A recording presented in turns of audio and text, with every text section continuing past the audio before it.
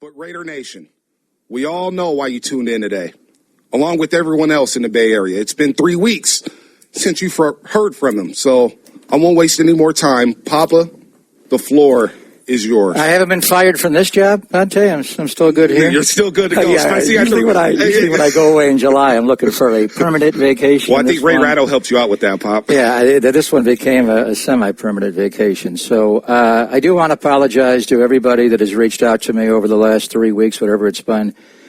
I really didn't want to, some people I did respond to. Most of you I did not. I will get back to you all in time. But I wanted to do this when I came back from work because it was my supposed vacation. It didn't turn out that way. So just to catch you up to speed, so Bonte and I did our last show in late June on that Friday, and I took off like I always do the first 3 weeks in July. And I was actually driving down to Southern California, Bonte, to visit my daughters, and that's when the news of LeBron James going to the Lakers hit. So that, right away, it's like I'm grabbing the steering wheel. And then the next morning I wake up and I'm on a beautiful bike ride leaving Santa Monica, going to Venice Beach, going to stop at one of my favorite places, Perry's, to have breakfast and a something to wash it down with as well. And I get a text from Mark Bedane, the president of the Oakland Raiders, which is not that uncommon this time of the year. When later in the week, if you're around, let's get together for a drink. And I said, I'm in L.A. I'm not sure I'm going to come back later in the week. What's up? And he said, it's better we speak in person. Oh, jeez. Make that a triple. So I knew it. I'd heard some rumblings through a Jon Gruden text to former Raider Bruce Gretkowski, who had the 3 touchdown passes in Pittsburgh. You heard his touchdown call to Lewis Murphy. That something may be going on, but we were talking, late June now when I get this text from Mark Bedane. It was July the 2nd. So I'm thinking, no, it's not going to involve that. I'm not sure what it's going to involve because there was talk earlier in the offseason about expanding my role with the Raiders. And then, to make a long story short, I come home. I meet Mark on July the 5th, which is the day after Al Davis's birthday, and that's always a special day, certainly with me and with the Raider Nation and the Raider family. And Mark and I get along great. We always have. He's been very honest with me. And, after a glass of wine and some chat, we got right to the crux of the matter, and he said, we're not going to bring you back. And the reason it happened the way it did involves this very radio program.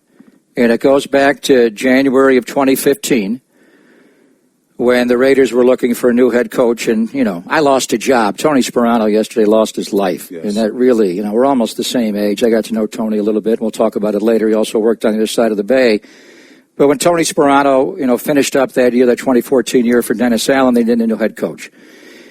And there was a report that came to light about 15 minutes before my radio show one day, I think it was a Monday, that the Raiders were going to interview Mike Shanahan to be the head coach of the team. Now, I had known this for about a week and a half before. I forget exactly who tipped me off, whether it was Coach Madden who conducted the interview or Bill Romanowski, who was hoping that Mike Shanahan would get the job because I think Romo would have worked for the Raiders in some capacity, reuniting with his former coach in Denver. In any event, I knew it wasn't going to happen probably because the interview didn't go great, but it was out there and it was going to be a story about 15 minutes before the show. And I kind of got pushed into a corner, and you know me, I am outspoken, and I felt it to be beyond my comprehension, it still is, that Mike Shanahan could interview to be the head coach of the Oakland Raiders. It was beyond me. Knowing how much Al Davis loathed him, it just couldn't happen. So I was kind of, we started the show that day, and I did go back and read some of my excerpts. Where it got heated was when Bill Romanowski was in studio that day with Rod Woodson. We were doing a football hour, and they were openly campaigning for Shanahan to be the coach of the Raiders. And I was extremely outspoken about how it just could not happen, in my opinion. And, I threatened to quit as the voice of the team, and I would have no association with him. And the reason I was doing it was my love and respect for Al Davis. And to interview Mike Shanahan to be the head coach of the team, I still can't believe the concept of it. But in any event, and I rolled with the Marcus Allen torch lighting. I found out about that a few minutes before a show on a Friday. They were going to do it on Sunday. And, Marcus, if you wanted to list Al's enemies, it would be Pete Rozelle, Marcus Allen, and Mike Shanahan. I'm sure Rozelle would be number one. I'm not sure where the other two would be, but he took his hatred for those men to his grave, and I was well aware of it. We all were. So this to me crossed a line. So the show went on that day in January. They wound up hiring Jack Del Rio. Everybody moved on. Mark Bedane, if you remember when they installed Jack as the head coach, Mark Davis also at a press conference, and he announced that Mark Bedane was going to be the president of the club. And a week or so later, and I spoke very nicely about Bedane that day on the radio, didn't know Jack much yet. And so I got a call from Mark Bedane, I don't know, a couple of weeks later saying, thank you for the kind words, call me back. We call, and he says, we got to go have dinner. So we had dinner, I think, a couple days later. And he said, you got to smooth this over with the owner. He is not happy with what you said about his interviewing Mike Shanahan. So I called Mark Davis the next morning, very early, and the phone conversation did not go well. He wound up hanging up on me. I don't know exactly what he wanted me to say, if he wanted me to apologize for my feelings. I said, I am sorry you feel this way. It was not a direct shot at you. It just, sometimes I feel as though there's nobody around here to defend Al. And I knew how much this would really, and it was just too close to Al's passing to have this happen. And he wound up hanging up on me. He was also very upset that I didn't call him. I found out 15 minutes before the show that day. I'd known a week and a half about it, but I found out right before. This is when it became public, when it leaked out to the media. Right. And I had to address it. And he wanted me to call him and talk about him. And honestly, I said, anything you would have said 15 minutes before me going on the air was not going to soothe my emotions. So it really would not have helped. But as the owner of the team, I understand the way he felt that way. But for him to want me to say I'm sorry, I'm not. And I'm not sorry to this very day. And I lost a job that I did for over 21 years at the highest level. A job that I love beyond any job I've had. I've done it the longest. This is painful for me personally to lose this association with this particular team. But I do not take back those words, and I do move on in my own life. Now, what happened right away after this happened? I became, to some degree, public enemy number one in the organization. They immediately took me off the preseason simulcast we had that Al Davis wanted me to go on 1 year because he was going to hire Warren Sapp. He had him for like a week, and he said, I need you to control Warren on the air. I said, well, good luck to that. So anyway, we did simulcast for a while. I was immediately removed from that. It could easily be spun that I was taken off the simulcast because of nobody likes simulcast. It's not 1970 with Chick Hearn anymore. So, the radio people didn't like it. The TV people didn't like it. So I understood. They also took me off a show I did for a long, long time since Jon Gruden's second year as the coach of the team, the Silver and Black Show. Right. So I took my penance, and I understand. And I thought it was really over. We never were able to mend fences, Mark Davis and I. Whenever we were around at each other, standing right next to each other many, many times, I reached out to him to say hi. He ignored me. And I thought over time it would dissipate. I thought over time, especially with Jon Gruden coming back, that it would really go away. And John, initially in the off season, wanted me more involved in the organization. And so to get informed of this so late in the off season, and when I asked Mark Bedane on July the 5th when he told me I'm not coming back, couldn't you have told me in March or April? Why now?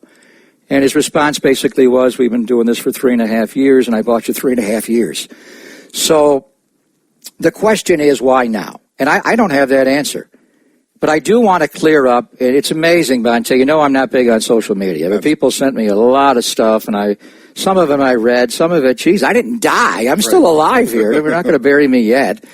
So, but some of the misinformation via blogs, it is just laughable what people put out there, and you report what you read in the blog. It is just, we are rampant with misinformation. But the Las Vegas angle to this discussion was never in play here. It was never brought up to me. And while I was away, there was a laughable defense raised on an issue far greater than this, one of the greatest issues in our country today, of the difference between the words would and wouldn't, which is amazing to me. But in any respect, as it pertains to me, I was never asked would I go to Las Vegas. I never said I wouldn't go to Las Vegas. It was never presented to me. And I never said I wouldn't go. I would certainly be open to going to not any longer, obviously, but at the time, what's so bad about flying down to Las Vegas on a Friday, having a nice weekend there, doing the game on Sunday with a hangover and coming back? I mean, so that was never presented to me. And in light of where I stood now in the organization, and I don't work directly for the Raiders. I never received a nickel for broadcasting their games. They were either radio stations over the years or now Compass Media Networks has the rights. They paid me. The Raiders did pay me when I did the other things for them at the Silver and Black Show and the preseason games, but I never was a direct employee of the team. So the Las Vegas angle is not a part of this. But I think, and we'll wrap it up, and we're going to take your phone calls coming up in a little bit. I don't want to dwell on this today. I'm back, and I want to go back to work, and I love talking about sports, and I want to get into what's going on with the baseball teams, DeMarcus Cousins, and all of that. But I think the bottom line, Bonte, as I say goodbye to the Raider Nation formally today, I don't fit anymore with this team. I just do not. And it's not just me. It's John Herrera. It's John Kingdon. It's Bruce Kebrick. It's John Otten. It's Jimmy Otten.